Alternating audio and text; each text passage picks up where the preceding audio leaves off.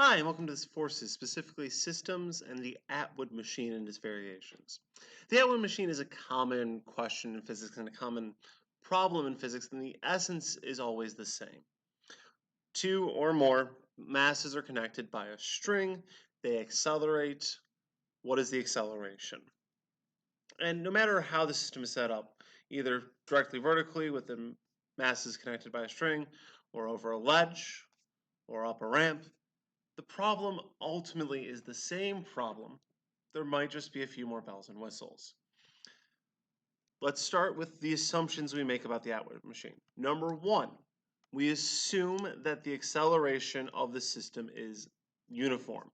Whatever the acceleration this is the acceleration of this. The direction might be different. This will probably be going down, this will be going up, but the magnitude, the value of it is the same. It's all going to follow along the same path. Number two, we assume that the tension in the rope or wire is uniform. Whatever the tension is here, it's going to be here or any point we pick. Number three, for the time being, we tend to assume that the pulley is massless and without friction. It means we don't have to factor any loss or dissipation of energy or the energy to turn the pulley itself into our calculations. With that said, there are three variations. We're going to start with the simplest. In this setup, there are two masses, mass A, mass B, 1, 2, whatever you prefer. I'm going to label them A and B for now. And they're threaded together over a pulley. Mass A is larger than mass B.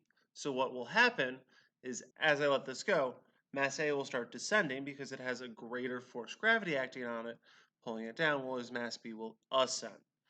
In order to solve this problem, we have to treat mass A and mass B separately. Draw a free body diagram for each. Let's start with mass A. So mass A is moving up and down. This is the simplest because it only involves one direction. Sum of all forces in the y direction. Sum of all forces in the y direction equals m a y.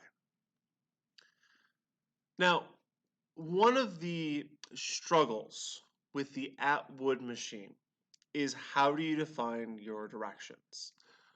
A typical assumption is that up is always positive, down is always negative, still works. But it does introduce a unique situation here.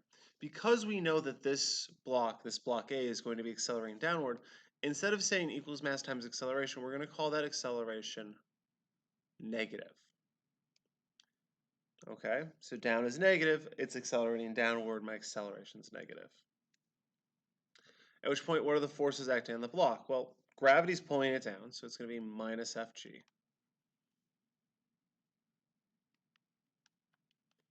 The wire is pulling it up. And there's going to be an acceleration, so these are not equal. These are uneven forces. So the force tension is less than the force gravity, which again matches with our equation, negative here.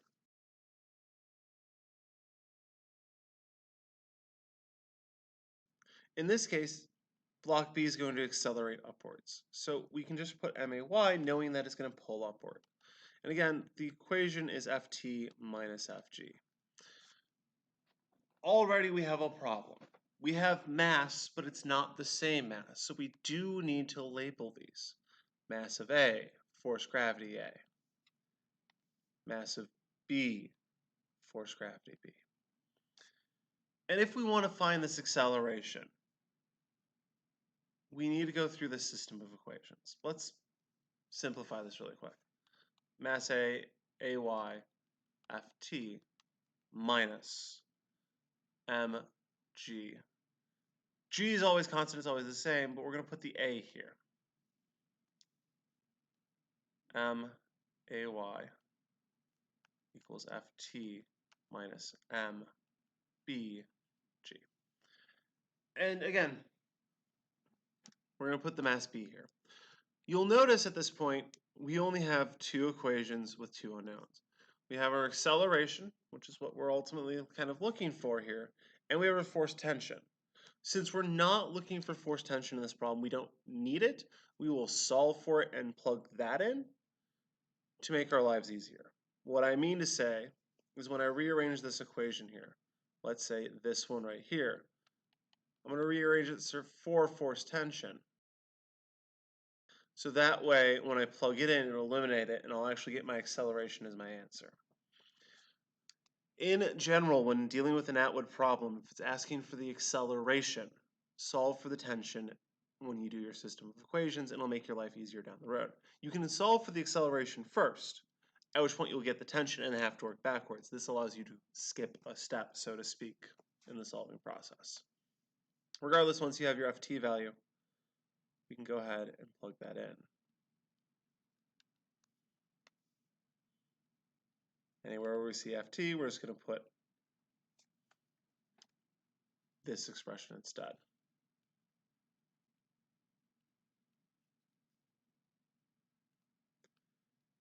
From here we can solve, we just need to get the ay by itself. So combine your like terms or move your like terms appropriately. The ay is going to go over here. ma ay plus mb ay equals mag minus mbg. Pull out the ay, factor it out. I can also factor the g out over here. It's a fairly common thing to see. You don't have to, but if you look for help online, you'll typically see that g factored out.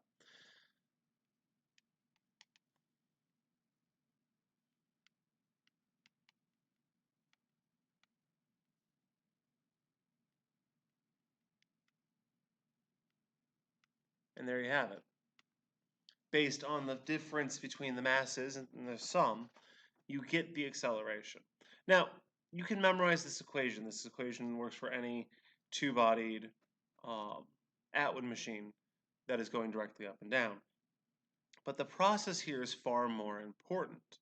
The idea of, okay, we set up this system of, we set up the sum of all forces, we set up the sum of all forces, and substitute to get my acceleration helps. In this case, finding the actual value is almost secondary. The important part is the process. This process works for any Atwood problem.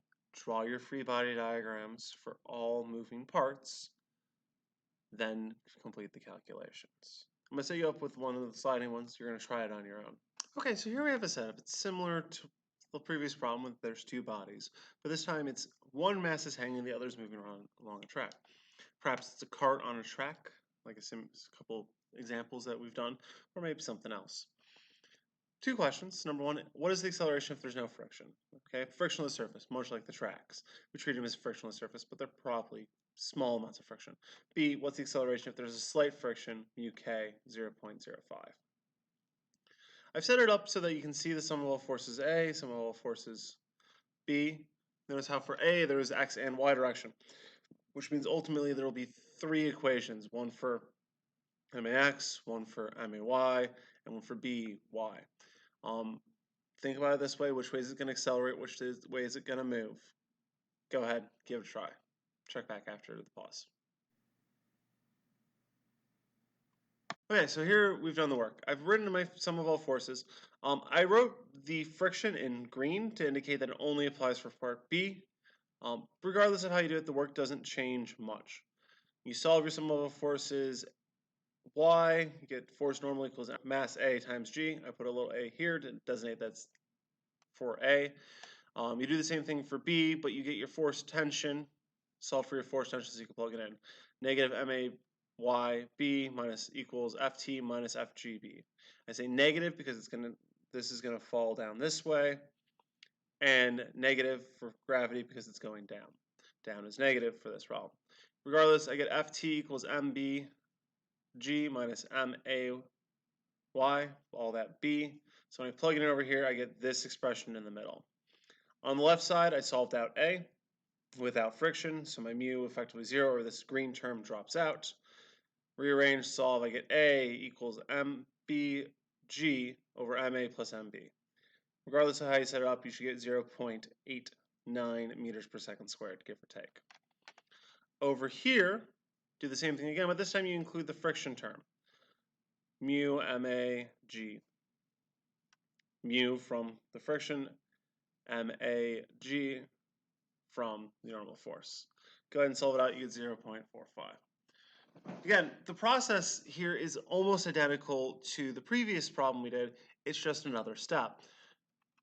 Do the sum of all forces for every body that's moving, write out the equations, and then plug and solve to get the next step. Thanks for watching. Have a good one.